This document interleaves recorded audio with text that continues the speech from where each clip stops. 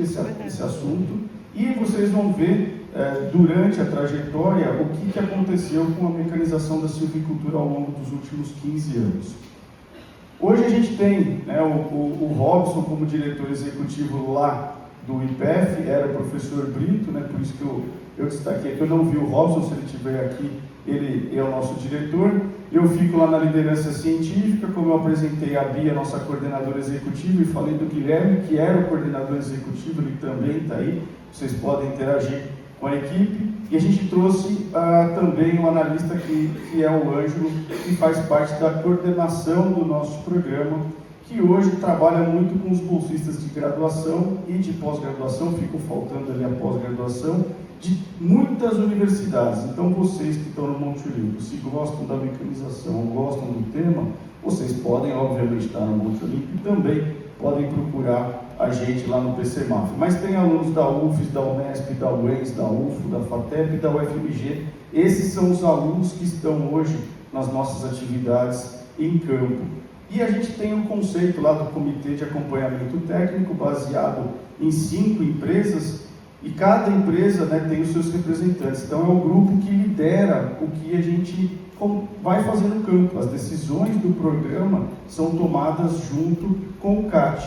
E as pessoas podem mudar de empresa, mas são convidadas no CPF, não no CNPJ. Então, a pessoa pode sair, mas continuar colaborando com a gente. E o nosso programa tem essas empresas aqui, são 14 empresas hoje que apoiam e mantêm o nosso programa. Então, muitos de vocês, eu estou vendo, né, das empresas, estão vendo a apresentação e estão representados aqui no nosso programa. Essa é a distribuição do que a gente tem hoje, esses são os locais que a gente tem trabalhado e tem atuado. Então, vocês conseguem ver que vai de norte a sul, de leste a oeste, todas as empresas oferecendo oportunidades para a gente e focando sempre na mecanização do plantio, nas operações de manutenção, na silvicultura, e mais recentemente a gente voltou com um tema que era o objetivo inicial, que é automação e robótica. O que a gente entregou nos últimos 12 anos? 38 equipamentos avaliados, 27 boletins publicados, todas as empresas filiadas têm esse material lá no Connect, na plataforma. Essa forma do boletim é o caminho mais fácil de levar isso para a gerência, para a direção da empresa, porque é um resumo executivo do que acontece, ou do que aconteceu, na verdade. 25 eventos organizados, 9 eventos internacionais, e a gente já teve 45 bolsistas de graduação e pós-graduação trabalhando ao longo dos anos. E aí é um overview do que do que a gente entregou, né? Desde dias de campo, preparo de solo, plantio mecanizado, irrigação, até o robozinho de automação aqui embaixo no campo, que talvez seja a mais recente inovação e tecnologia. Se vocês olharem esse slide, eu não vou ler todas as atividades que estão ali, mas esse é um retrato bem fiel do que foi feito e do que foi entregue pelo programa de mecanização ao longo desses 15 anos. Então, todas essas bolinhas e todos esses nomes são as máquinas ou os modelos com os fabricantes do que a gente avaliou, do que passou por nós e que chegou de verdade, na maioria dos casos, a virar um produto comercial no setor florestal brasileiro. Algumas a gente também teve um fracasso, então não conseguiu converter o desenvolvimento num produto final, né? Saiu a inovação do papel, materializou num protótipo, foi para campo, mas não passou em alguma validação, não virou atração de mercado e não surgiu uma disruptura no setor da mecanização. Mas a grande maioria está aí, e essa é a linha do tempo do que a gente fez.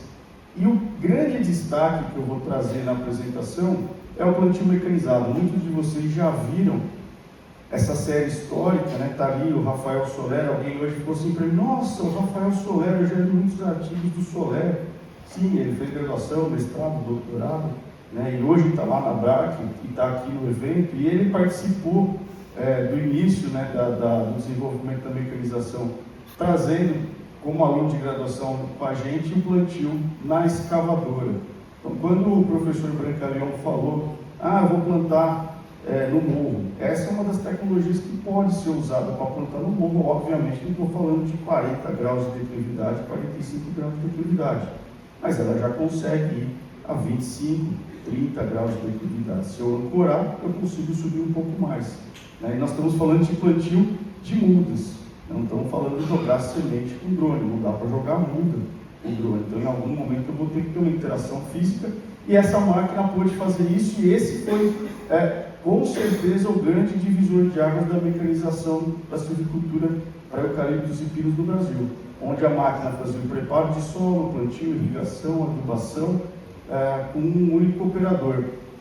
Então foi feito junto com o grupo das empresas, não eram exatamente as 14, foi feito todo o trabalho de avaliação, desenvolvimento e melhoria do equipamento para atender a demanda do mercado nacional. Então o cabeçote ele foi mudando, eu não vou ficar lendo exatamente todas as linhas, vocês podem ir lendo e pegando os detalhes numéricos, mas a gente tinha sempre como uma premissa, tem que melhorar produtividade, mais muda plantada por hora, e tem que melhorar a qualidade do plantio e irrigação.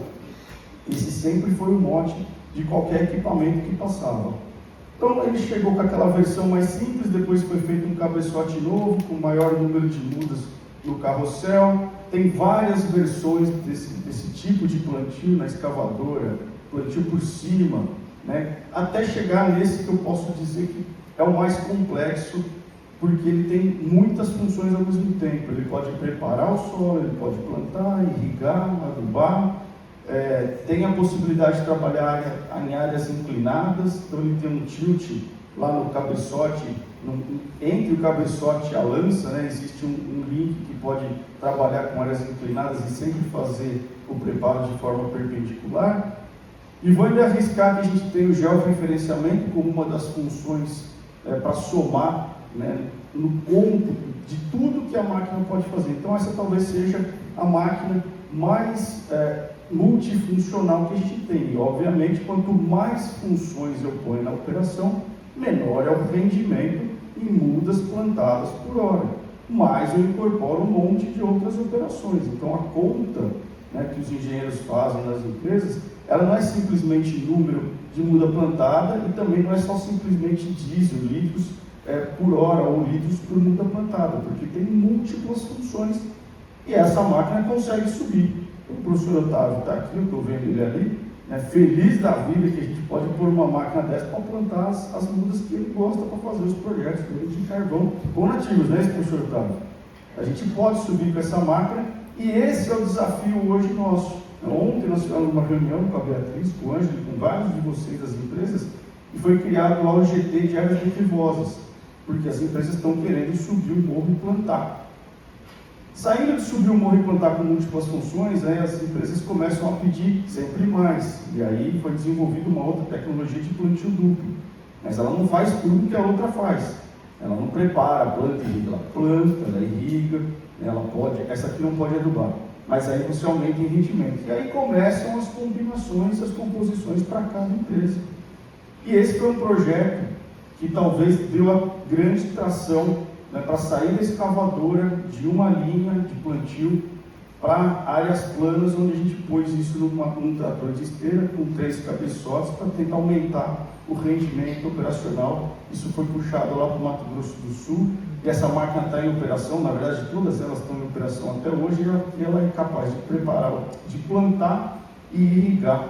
E vocês vejam lá o rendimento lá em cima, A gente chega a fazer até 900 mudas por hora sem reabastecimento ou 800 mudas por hora com reabastecimento da muda no carrossel. Fiquem com o dado de baixo, que é um pouco mais real, porque você sempre precisa parar para abastecer as mudas, elas não são infinitas lá na máquina. Está aí um exemplo típico do que acontece no Brasil, a procura, não só no Brasil, mas no mundo, para subir em áreas declivosas. Então você já tem exemplos de máquinas trabalhando em áreas acima de 30 graus de declividade e também composições de menor custo. Então é uma máquina, uma escavadora, uma máquina base chinesa. Esse era um cabeçote chamado Risutec, está ali em cima, o nome dela e o número dela, Risutec SKB 240, e essa máquina essa marca, né, ela foi adquirida pela John Deere. Então as coisas começaram a crescer no Brasil. A BRAC foi, de certa forma, incorporada pela Komatsu, mas mantém o nome BRAC. Então vocês têm a BRAC vendendo máquinas no Brasil e a Komatsu dando o apoio com a BRAC no Brasil, mas a Rizutec, no final do ano passado, foi adquirida pela John Deere e essa marca some do mercado e ela passa a se chamar Warata, porque é a marca de acoplamentos, de cabeçotes da John Deere. E aí vem a potência das grandes fabricantes de máquinas entrando no setor de silvicultura com força. Chega depois, na linha do tempo, uma máquina que era um conceito muito antigo, da década de 1980, essa máquina baseada em cima do forward, buscando mais produtividade. Então vocês veem uma máquina que tem 2 braços na traseira, aqui atrás eu não estou conseguindo, deixa eu acertar aqui, ó. Enfim, atrás da máquina aqui vocês têm 2 braços que plantam, mas essa é uma máquina que fazia escarificação do solo, carrega a muda, planta, mas não irriga. Foi a primeira versão que chegou, mas olhem o rendimento dela, né? Ela chegava a fazer até 1.700 mudas por hora. Isso nas áreas planas era uma maravilha, funcionava muito bem, mas as empresas queriam incorporar funções. Então a máquina passa a ter umas versões mais atualizadas, preparo de solo, adubação, plantio em 2 linhas. E vocês vão ver a combinação de equipamentos, está aí o detalhe, né, dos 2 braços traseiros que fazem o plantio, mas essa máquina tem 2 operadores.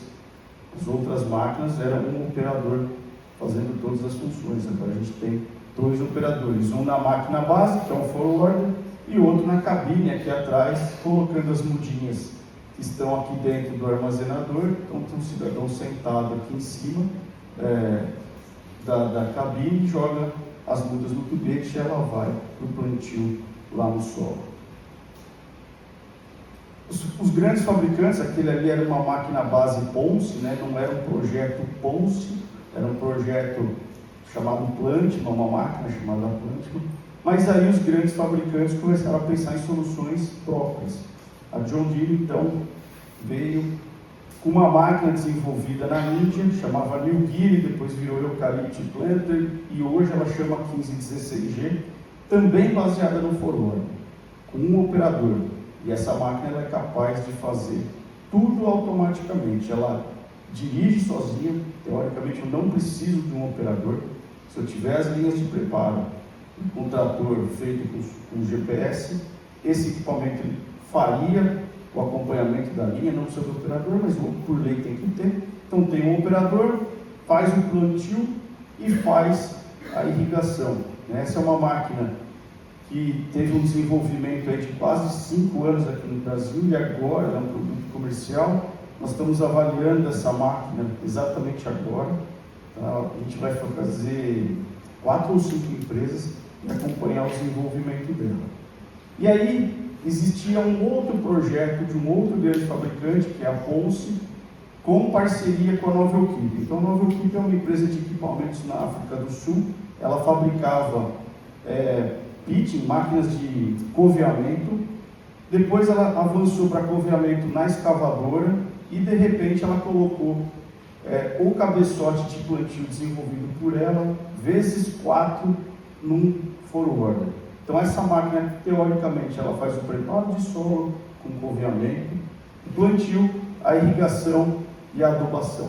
E esse projeto veio para a gente participou desde o início também, e de repente a Ponce adquiriu a tecnologia da Novelkeep e ela foi lançada agora. Vocês viram no show lá de Minas Gerais, na Expo Minas, vocês viram esse equipamento sendo apresentado como Buffalo Planter. Então vejam, a gente tinha máquinas de um cabeçote que plantava e irrigava, até agora o forwarder que prepara, planta, irriga e aduba, vezes 4. Né? Existe esse conceito, essa é uma foto antiga, né, de 2 anos atrás. A gente viu essa máquina porque nem tudo precisa ser tão grande e tão produtivo, né, ou de tanto rendimento. A gente tem áreas que são pensas, a gente tem áreas que são estreitas ou que são curtas, os talhões podem ser pequenos, a gente precisa às vezes fazer bordadura de áreas, e não existia mais no Brasil um fabricante de máquinas de plantio de arrasto. Houve no passado, talvez há 20, 30, 40 anos atrás, essa tecnologia feita no Brasil, e ela se morreu, né? A indústria faliu, os processos ficaram ultrapassados, não houve inovação nas plantadoras, até que esse grupo português fez um protótipo. Esse protótipo gerou muita discussão, e mês que vem essa máquina vai ser lançada na Europa numa versão maior, para trator um pouco maior, com maior capacidade de muda e potencialmente uma boa oportunidade para a gente ter no Brasil, ou para pequenas empresas, pequenos produtores, ou para áreas que podem complementar as máquinas grandes. Então, às vezes eu posso ter um forward, um Buffalo Planter, plantando com 4, eu posso ter um da John Deere, eu posso ter máquinas de alto desempenho como a Pantino, e eu não preciso fazer aquela máquina grande, fazer bordadura, fazer talhão pequeno, fazer fazendas pequenas. Eu posso ter uma máquina complementar, ou eu posso ter empresas pequenas que plantam um pouco por ano, usando esse tipo de equipamento, ou ainda pensar em empresas que têm sazonalidade. Nem toda empresa planta o ano todo. E aí eu posso usar o trator para preparo e depois usar o mesmo trator para o plantio. Essa é uma tecnologia que muitos já viram. A gente está talvez aí uns 8, 10 anos esperando essa tecnologia chegar. Essa seria a primeira solução brasileira autopropelida de plantio. E ainda não conseguimos ver. Todo mundo aqui já deve ter visto esse slide, já viu o vídeo na internet. Eu falei com o dono da empresa antes de vir para o evento pedindo foto nova. A gente ainda não tem a última versão para mostrar para vocês, mas está no radar, a gente espera. E essa máquina, Otávio, pode falar para o seu amigo lá, o Brancaleão, ela foi desenvolvida para plantar mogno. O dono dessa empresa ele tem 3 versões anteriores a essa, que eram só para fazer reflorestamento de mogno, lá em Roraima. É isso que é Roraima? Roraima. E esse cara fez a máquina 1, fez a máquina 2, fez a máquina 3, até que alguém chegou e falou assim: vamos fazer para o eucalipto e pinos? E ele começou a migrar para isso. E a gente deve ter, em breve, essa oportunidade. Só para não deixar passar em branco, né, o tempo é curto, eu não queria deixar de mostrar de forma muito resumida o que aconteceu logo depois do plantio, que é o irrigador mecanizado. Existia irrigador de 1 linha, de 2 linhas, tem irrigador de 3 linhas, e a gente tem soluções que nem essa aqui, por exemplo, de 2 linhas, onde tem sensores com câmera, computador embarcado, braços articulados, a máquina é inteligente, ela consegue ver a muda, deslocar o braço lateralmente, jogar água em cima da muda. Se não for uma muda de eucalipto, ela não joga. Se fosse mato, ela deixaria de irrigar. Então existem poucos produtos no mercado, poucos fabricantes, e esse é o próximo passo do desenvolvimento do programa. A gente tem começado a trabalhar mais com irrigadores, porque já existe uma boa quantidade de opções de mecanização para plantio mecanizado.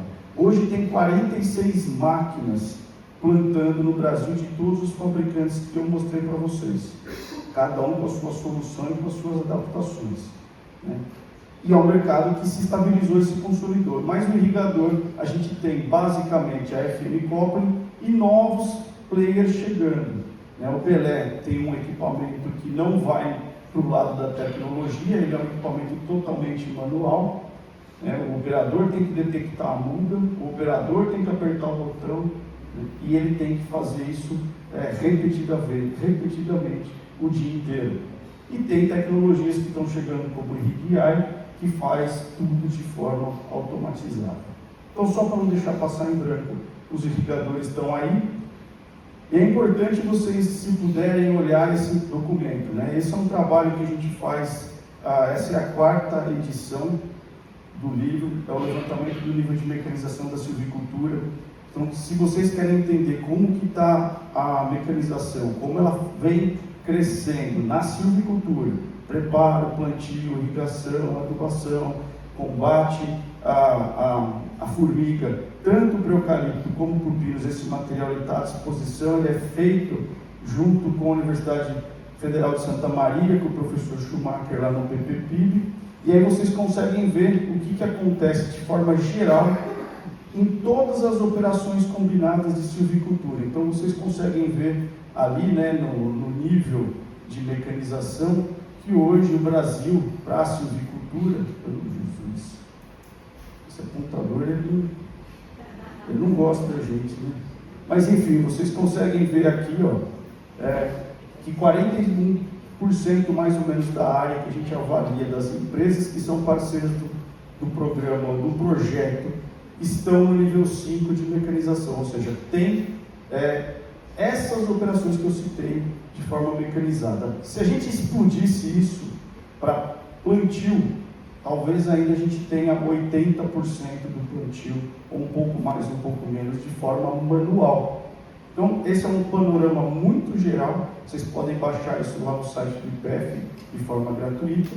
E quando a gente pega esse mesmo índice, contando todas as operações mecanizadas, a gente vai para o Pinus, olha o que acontece, a grande maioria das operações do Pinus são manuais.